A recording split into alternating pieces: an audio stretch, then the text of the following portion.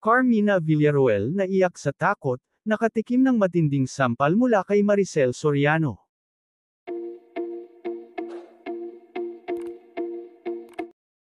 Ilan sa mga pinakamatagal na artista sa mundo ng showbiz industry, ay ang batikang aktres na si Carmina Villaruel Legaspi at ang tinaguriang Diamond Star na si Maricel Soriano.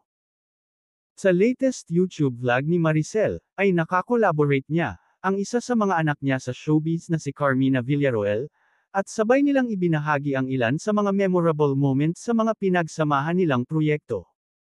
Una na riyan ang kauna-unahang pelikula ni Carmina na, Pinulot Ka Lang sa Lupa, kung saan ang ginampanan niya ay bilang batang Maricel.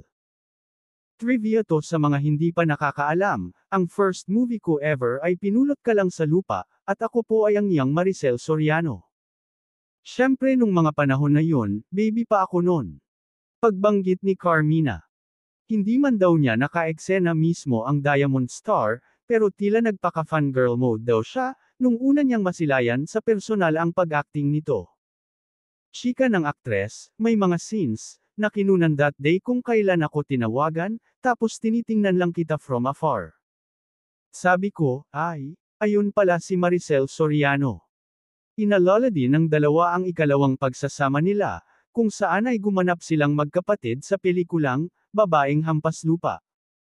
Dito na ibinunyag ni Carmina na si Maricel lang ang nakapagpaiyak sa kanya sa taping.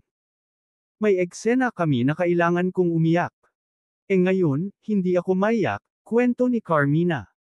Paliwanag naman ni Maricel, hindi kasi siya basta-basta na napapaiyak, yun ang totoo doon. Kailangang maramdaman talaga ni Mina yung emosyon, bago mo siya mapaiyak. Ganun talaga itong batang to noon pa, ani pa ng batikang aktres.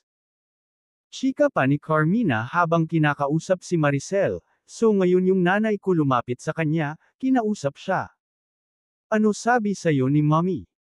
Sagot sa kanya ng Diamond Star habang natatawa, naku Maricel, ikaw lang ang nagpaiyak sa anak ko. Singit naman ni Carmina, so ako naman, umiyak. Syempre nakakatakot siya diba? Pagsang-ayon ni Maricel, oo natakot.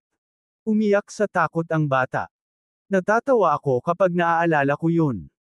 Pagbabahagi naman ni Carmina, pero syempre kapag binabalikan ko yun, natakot talaga ako sa kanya kasi syempre Maricel Soriano, at the same time ang bansag sa kanya, ay Taray Queen. Bukod dyan ay nabanggit din nila na nagsama rin sila sa Maricel Drama Special, at ang naaalala roon ni Carmina, ay yung nasampal siya ng matindi ni Maricel. Alam mo, hindi ko na maalala ko anong episode o anong role ko doon, pero ang natatandaan ko lang, masakit kang manampal, say ni Carmina. Saad pa niya, ito yung sinasabi nilang small but terrible.